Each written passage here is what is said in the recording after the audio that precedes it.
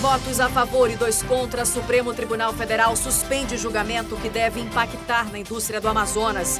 E depois das declarações polêmicas, bancada amazonense se reúne pela primeira vez com o ministro Paulo Guedes em Brasília. Governos estadual e federal firmam compromisso para conter avanço da malária nos municípios. Veja também projeto de lei que quer combater a desigualdade de salários entre homens e mulheres. E ainda em Parintins, os detalhes do lançamento do CD do Caprichoso. E no Garantido, quase tudo pronto para a alvorada vermelha e branca. É o que você vê agora no A Crítica na TV.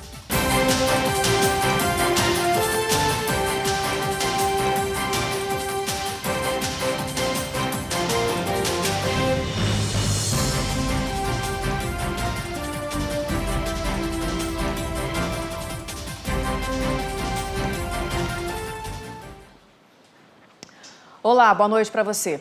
O presidente do Supremo Tribunal Federal, ministro Dias Toffoli, suspendeu agora há pouco o julgamento do recurso extraordinário que pode tirar a competitividade do polo de componentes da Zona Franca de Manaus.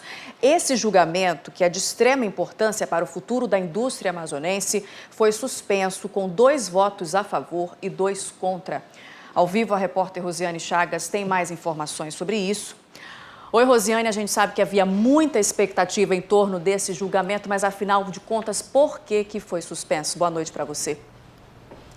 Oi, Nayandra, foi por conta do horário mesmo, viu? Boa noite para você e para todos que nos acompanham nesse momento. 4 ministros já haviam dado, o seu voto quando o presidente do Supremo Tribunal Federal decidiu por suspender essa sessão de julgamento. Como você disse, foram 2 votos a favor e 2 votos contra. Quem votou a favor, Votou a favor os ministros Edson Fachin e também o Luiz Roberto Barroso. Já os que votaram contra foram os ministros, Alexandre de Moraes e também o Marco Aurélio Mello. Marco Aurélio Mello, que foi a grande surpresa dessa votação.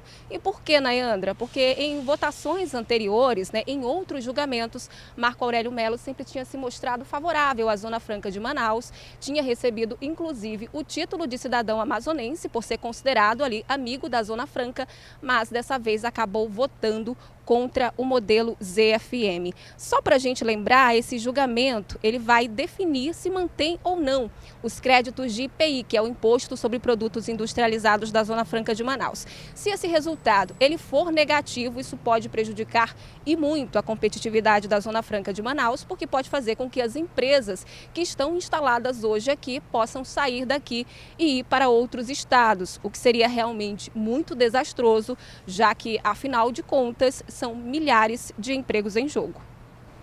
Com toda certeza, Rosiane, o dia, pelo visto, foi bastante movimentado em Brasília, Afinal de contas, hoje foi a primeira reunião do ministro Paulo Guedes com a bancada federal do Amazonas, após aquelas declarações polêmicas dele. Conta pra gente como é que foi esse encontro. Pois é, Nayandra, esse era um outro assunto que estava sendo aguardado com muita expectativa por todos aqui no Amazonas. Essa reunião começou por volta das 4h30 da tarde lá em Brasília, terminou agora, no início da noite, e teve um resultado bem positivo, bem animador para os parlamentares da bancada amazonense. Por quê? Paulo Guedes voltou atrás nessa reunião, reconheceu a importância da Zona Franca de Manaus e pediu desculpas pelas declarações feitas por ele na semana passada. O que ele disse? A gente lembra, durante uma entrevista a um canal de televisão fechado, o ministro da Economia, Paulo Guedes, disse, nas palavras dele, que não poderia deixar o Brasil bem ferrado, bem desarrumado por conta da Zona Franca de Manaus. Essa declaração acabou gerando muita repercussão, muita polêmica, causou inclusive um mal-estar entre os parlamentares da bancada amazonense e o ministro, mas parece que agora ele voltou atrás, disse inclusive que no que depender dele, os incentivos fiscais da Zona Franca de Manaus vão ser mantidos. Pelo menos com relação a esse assunto, um pouco mais de tranquilidade para nós amazonenses, Nayandra? Boa noite. E a gente espera que se cumpra, Rose? Espera que cumpra. Muito obrigada pelas suas informações. Boa noite para você. E os governos do estado e federal firmaram hoje um compromisso com vários municípios para reforçar o combate à malária no Amazonas. Os casos diminuíram, mas a doença ainda preocupa no interior do estado. Secretários de 18 municípios do Amazonas com maior incidência de malária se reuniram hoje com o governador Wilson Lima para traçar metas de combate à doença. A ideia é envolver Estado, municípios e governo federal para enfrentar o problema no interior e na capital. Ultimamente, historicamente, nós só vivemos apagando incêndio. Então, acredito que essa vontade política do governo do Estado em atuar agora é importante para que a gente construa uma política pública permanente de um combate sério à malária e zerar essa doença que assola, sobretudo, a população ribeirinha, a população mais pobre, a população que historicamente vem sendo negligenciada. De acordo com a Fundação de Vigilância em Saúde, os casos de malária no Amazonas tiveram uma redução nos 3 primeiros meses do ano em relação ao mesmo período do ano passado. Apesar dessa baixa, os especialistas apontam que o estado vive condições climáticas que geram oscilações de surtos. Em 2017, por exemplo, os casos aumentaram 65%. Mais de 73 mil casos foram registrados em todo o estado. Segundo a FVS, a explosão de casos em 2017 ocorreu por inúmeros fatores. A descontinuidade de serviços, rotatividade de profissionais da saúde no interior do estado, mas, sobretudo, o descontrole da malária na Venezuela. Porque nossos indígenas, principalmente da área do Alto Rio Negro, eles circulam pelo território brasileiro, pelo Amazonas, até a Venezuela. E como na Venezuela existe um descontrole da doença, então esses indígenas se infectam na Venezuela, trazem o parasita para o Brasil e aqui infectam os mosquitos, levando a um círculo vicioso. Para o governador, é preciso priorizar áreas com maior incidência da doença no estado. Se a gente não trabalhar de forma coordenada, se não trabalharmos em conjunto e, sobretudo, no trabalho de informação às pessoas, à comunidade, através dos agentes comunitários de saúde, através dos agentes de endemia, dificilmente a gente vai conseguir atingir esse resultado. E o governo também anunciou hoje a continuidade nas obras do Prosamin do Igarapé do 40, que estavam paradas. A revitalização deve começar em 2 meses. O projeto prevê a continuação de uma via que deve ligar as avenidas Silves e Maués, no bairro Cachoeirinha, na Zona Sul. Mas a obra não vai incluir novas unidades habitacionais. Também vamos executar redes de esgotos, mais de 14 quilômetros de rede de esgoto, mais de 1.000 ligações domiciliares de esgoto.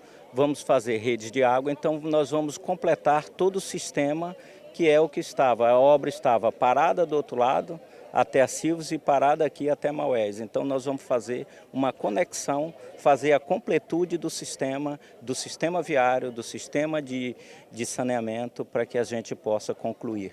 A área vai ser desapropriada e algumas das pessoas que moram aqui vão receber indenização. Outras podem escolher entre aluguel social ou a compra de uma casa no valor de até R$50 mil. Neste momento, todas as famílias desse trecho do Igarapé do 40 já estão cadastradas, o recurso já está garantido, é um recurso carimbado, Banco Interamericano de Desenvolvimento, BID, e assim que as obras iniciarem, de modo por fases, as famílias serão retiradas do local. A escolha da empresa que vai executar o projeto deve demorar cerca de 60 dias. Essa obra que a gente está anunciando hoje aqui, está mandando o edital para licitação, faz parte desse nosso projeto, desse nosso pacote de obras que contempla aí 55 municípios do interior e também a capital, um volume total de aproximadamente R$800 milhões. São obras. Essa daqui a gente está iniciando do trecho Maués-Silves e algumas outras que nós estamos retomando aqui na capital e também no interior. E a Petrobras informou que o preço do gás de petróleo empresarial e comercial vai ser reajustado em 6% a partir de amanhã nas refinarias. A Petrobras informou ainda que a política de preços tem como base cotações internacionais desses produtos, mais os custos com transporte e taxas portuárias. O Sindicato Nacional das Empresas Distribuidoras fez um cálculo e avaliou que o gás destinado ao comércio e à indústria continua 23,6% mais caro que o gás de cozinha.